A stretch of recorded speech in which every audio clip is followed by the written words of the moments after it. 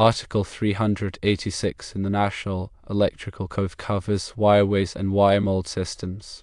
Wireways are sheet metal or non-metallic troughs with hinged or removable covers for housing and protecting electric wires and cable, and in which conductors are laid in place after the wireway has been installed as a complete system. Wireways are intended for exposed work. They may not be installed where subject to severe physical damage or corrosive vapors. The code outlines specific requirements for their use. Wireways can be extended or supported. Extensions should be done by connections to other wireways or enclosures that are suitable for the use. Wireway shall be supported at intervals in accordance with the following. First, where installed horizontally, wireways shall be supported at each end and at intervals not to exceed 1.5 meters or 5 feet, unless listed for other support intervals. Secondly, vertical runs of wireways shall be supported at intervals not exceeding 1.5 meters or 5 feet, unless listed for other support intervals. Thirdly, deviations from these support intervals shall be permitted where engineering supervision ensures mechanical integrity for the maximum distance between supports. Fourthly, wireways installed behind panels designed to allow access from the front shall be permitted to be supported at not greater than 3 meter or 10-foot intervals. Number 5. Where permitted by the authority having jurisdiction, wireways shall be supported by any available means where adequately supported and installed in a neat and workmanlike manner. Furthermore, wireways must be identified for the environment. Wireways installed in wet locations shall be identified for wet locations.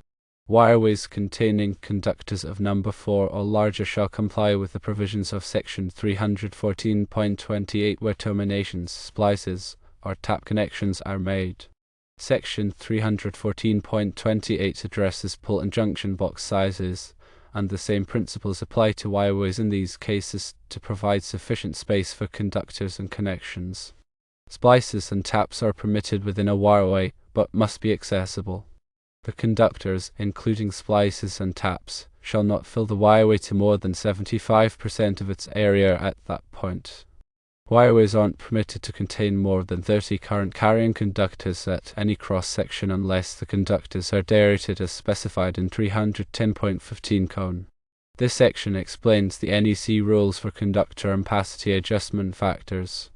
The sum of cross-sectional areas of all conductors at any point must not exceed 20% of the interior cross-sectional area of the wireway.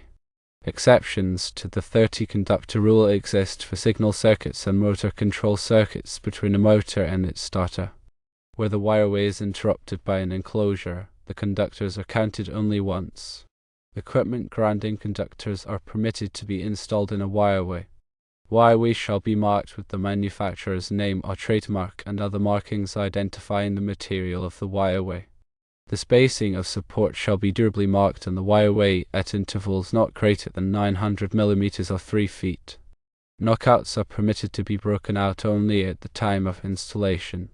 Unused openings in wireways must be closed using suitable plugs or covers matched to the wireway. Article 386 also addresses metal wireways specifically. Metal wireways are constructed of sheet metal. They shall be grounded according to the provisions of Article 250. If used in wet locations, metal wireways must be designed so there is no accumulation of water within the raceway. Non-metallic wireways must be flame retardant. The conductors in non-metallic wireways must have a temperature rating consistent with the wireway's marked temperature rating. Where extremely high temperatures are present, metallic wireways may be more suitable. Non-metallic wireways are also resistant to corrosion. Non-metallic wireways may be installed in wet locations, if identified for the purpose.